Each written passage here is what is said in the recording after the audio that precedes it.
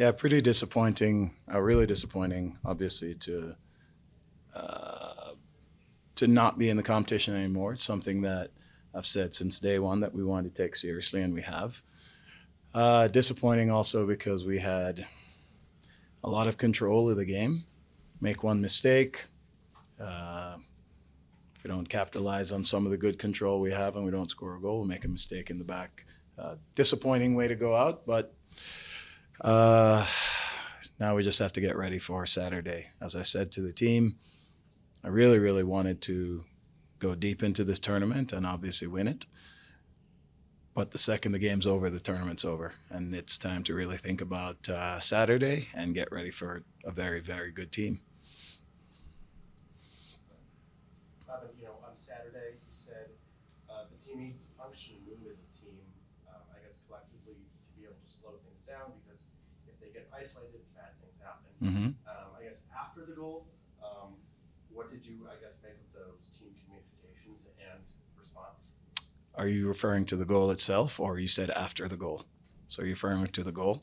After the goal. After the goal, we were, again, I felt like we had pretty good control. Second half, we had times where guys were pushing forward. Turnovers hurt us a lot tonight. And in the second half, we had moments where guys are trying to get forward. Turnovers would happen, so then they're coming at us. And it's a situation we want to avoid, but it's so much of it goes hand in hand. It's not one thing or the other. It's being better with the ball allows us to be in good positions when we do lose it. So when we lose balls in moments where we shouldn't, then we get ourselves exposed, and then we're in numbers down situations.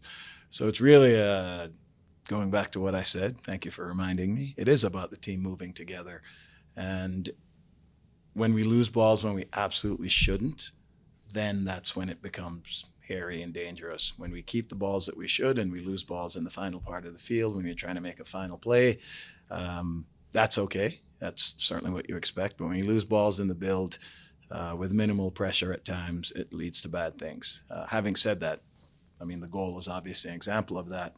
And we had other examples in the second half, and we weren't burned for them. Yeah, Coach, what were some of the specific adjustments that you had maybe tactically tonight going into the game? And then what do you think worked and what didn't? Everything worked in some extent. In terms of what we did, we were sort of a hybrid between a back four and a back five, and we were still able to get our wingers into good positions. Brian Galvan gave us some good moments early, in the first half. Mikey Barrios wide on the other side gave us some good moments. Defensively, for the most part, we were decent. I feel like everything that we set out to do, in spite of the turnovers and all that, we still got ourselves into pretty good positions, and didn't capitalize in situations where we'd actually broken them down and put them in the sorts of situations that Brendan just asked me about, where you get numbers down or numbers up on the attack. And we just weren't quite sharp enough to turn those into real chances, not often enough at least. Obviously, you wish it would turn into goals, and obviously at home you want to turn the home energy into goals. But in the first half, Brian has that one where he slides, doesn't turn into anything, with the home crowd, respects the effort. Then in the second half, that ball hits the corner flag and goes out for a corner kick, and you could hear the crowd respond to the corner. Absolutely. What does that do for you guys? And obviously the results aren't what you wanted to see, but to have a crowd. It's fantastic. It's absolutely fantastic. The stadium is almost empty tonight, as Open Cup games on Wednesday nights often are, but you could still hear the fans. You could still hear the excitement. And it's a great question, because when we successfully get out of the back, and now we have a player in the midfield facing forward with time when we start to go, you can hear the crowd and the excitement of the crowd. And, you ask what it does for us. I think it gives us a huge lift. I'm standing on the sideline and I can feel the energy from them. And so for me, in those moments, we needed to be better. In those moments when the crowd starts to really get excited, that's when we need to be better. Because again, if we reward the crowd with something for them to really get excited about, their energy lifts us. So I thought tonight, as I said, we were in good control, but we weren't threatening enough often enough, even when we were able to get out of the back.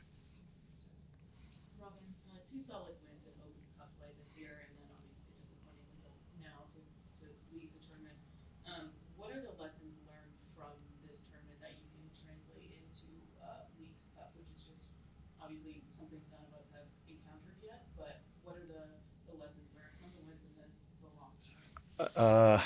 I really think taking care of the ball is a lesson that we've seen in the Open Cup, we've seen in the season. In the first two games, certainly in the first game here, we had great control of the ball. We didn't really put ourselves in too much trouble, though we did give up one counterattacking goal against Hailstorm that I didn't think we should have. And against Sacramento, the game was it was again, turnovers led to a lot of problems for us, but then we scored some really good goals. So then we come into tonight, this is a very good team, well organized, well coached, and very talented players. And we still were we were pretty methodical in our build out. But when we got it right, we were able to put ourselves in really good positions. And I think that needs to continue as we go throughout the season. And then the lessons are between Saturday and tonight and Philadelphia is turnovers at inopportune times in inopportune places are going to lead to bad things for us always. And we have to be able to not commit those turnovers in the middle of the build.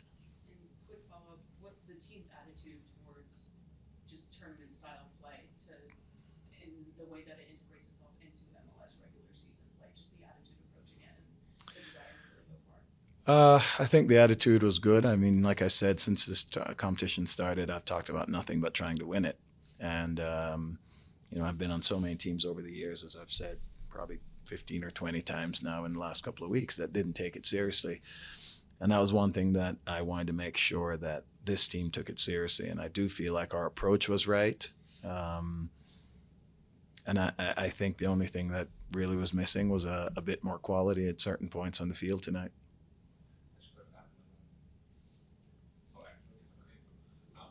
We haven't seen him really in the same role since we've seen Moise step back into the field for you guys, but just his, not only just composure on the ball, but he's patient with tackles, he's patient with runners. Just what have you seen from him from that mental side of just his composure at this level? Really a lot of good things. He's a young player. You see good and bad things.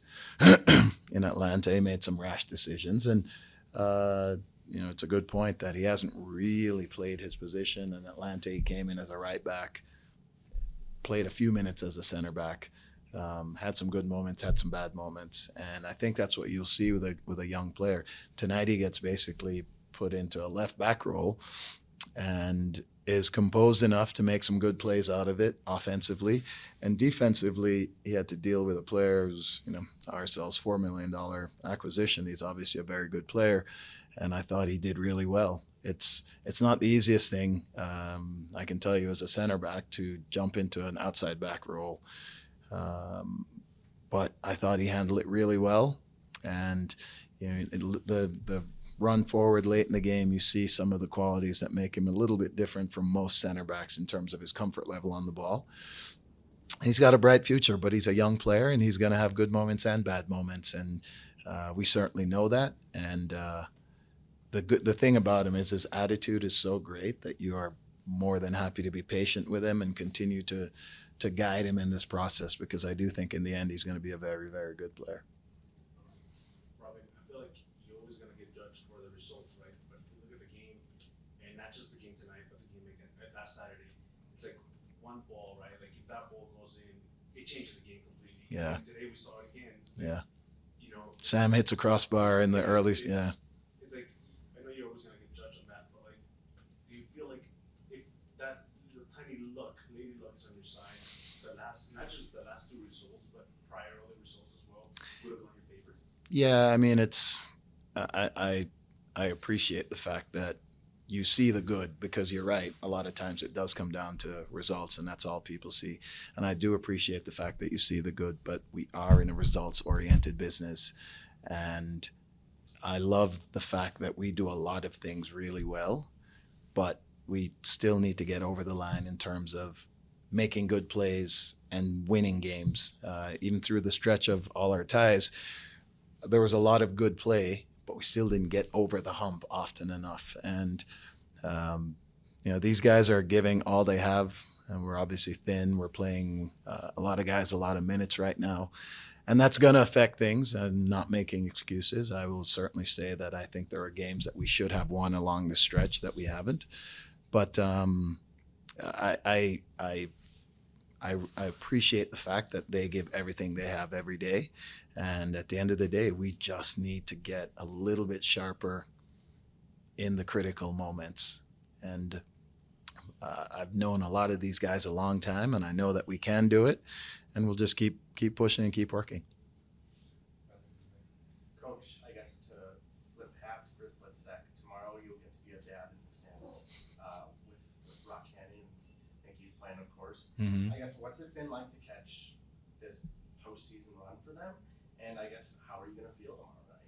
Yeah, it's been great. I'm so happy for her because having been through all of these experiences, it's really cool to see your child going through a lot of similar experiences that you had. And to be fair, she's probably exposed to more at a younger age than I was. It's just so much more available to younger players now.